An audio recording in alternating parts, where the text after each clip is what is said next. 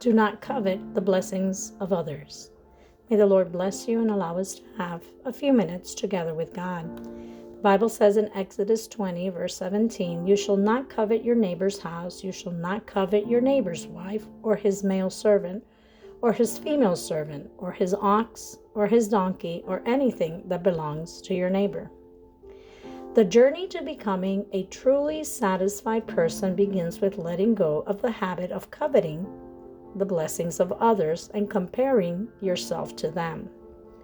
Truth is, comparison often becomes a natural internal pastime.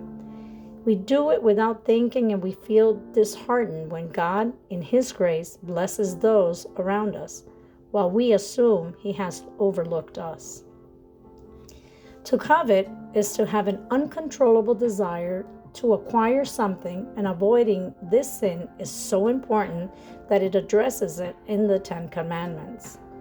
The Greek meaning of covet implies holding on so tightly that your hands are clenched, unable to release. If God gives you something and later asks you to let it go, and you can't, then you don't possess it, it possesses you. It's essential to understand that God isn't saying you should never desire anything. Desires in themselves aren't wrong. They originate from God. But when a desire goes unchecked, it transforms into covetousness, a craving that wasn't and isn't yours. And that's where sin takes root. Instead of envying others, learn to rejoice in their blessing. Cultivate a heart that admires without feeling the need to acquire or believing you deserve it. Covetousness and envy dry your spirit, strip away your joy, and hinder your growth in God's eyes. Covetousness doesn't just rob you of peace, it distorts the loving and generous spirit God designed for you.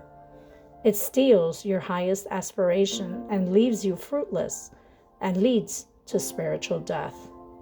Here's the truth. Nothing worthwhile can be achieved unless you desire to pursue it. You can't grow into a Christ-likeness without desiring to be more like Him. You can't fulfill God's purpose for your life until you stop comparing yourself to others and coveting their blessing. You can't find genuine joy until you cultivate gratitude for everything that God has already given you.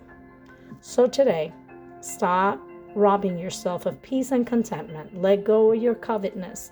Stop comparing and start celebrating the goodness of God in your life. I'd like to leave you with this promise in Ecclesiastes 6, verse 9. It is better to be satisfied with what you have than to always want something else. Have a blessed day. Remember, challenge yourself to be happy with what you have and not to covet the blessings of others. You'll see it's going to be worth it.